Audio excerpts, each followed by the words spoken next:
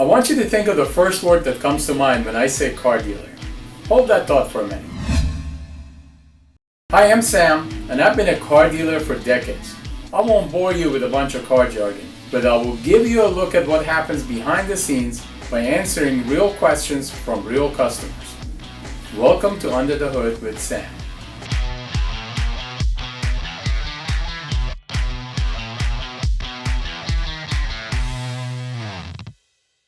Somebody asked, what should I budget for buying a car? It's hard to say. It's a little bit more than just a car payment that you have to consider. Owning a car, if it's your first time, it's a big responsibility. So aside from the car payment that you end up having to deal with, you got to assume that you're going to have cost of insurance, cost of your taxes, depending on the state or the jurisdiction you live at, and cost of upkeep. There's a bunch of different ways to avoid those things. Some car payments can include your taxes if you lease or something like that.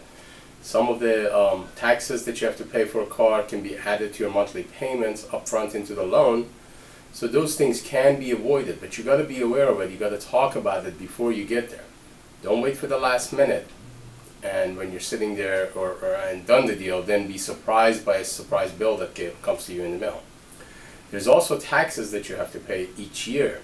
It's called the personal property tax in the state of Virginia to the county that you live in. So that's another thing you got to budget for, because that bill comes usually in May, I think, depending on what state, what county you're in. But you will get a bill that you have to pay, and it's a lump sum. So you got to allocate for that. Question your salespeople when you're talking to them, and they can tell you that detail. Insurance, you can shop around and get some decent rates from one company to another. Don't go with the first one that you talk to, because sometimes they can get better deals for you when you talk around and shop around on them. Other than that, like I said, the surprises could be the bills for possibly upkeep or maintenance or repairs of the car.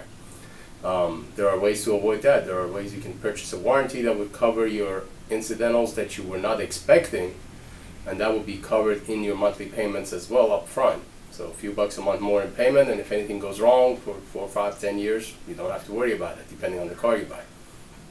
But there are maintenances. You can also buy maintenance packages that you can get up front, included in your monthly payment, or there are maintenance packages that you can just forego, and then as you go, you pay for it in the service department.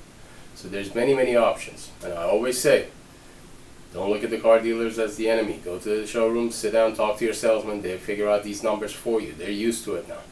This is part of the deal. They're there for a service. And it's not only about selling you a car, it's giving you the experience. So go to a showroom, find out what you got.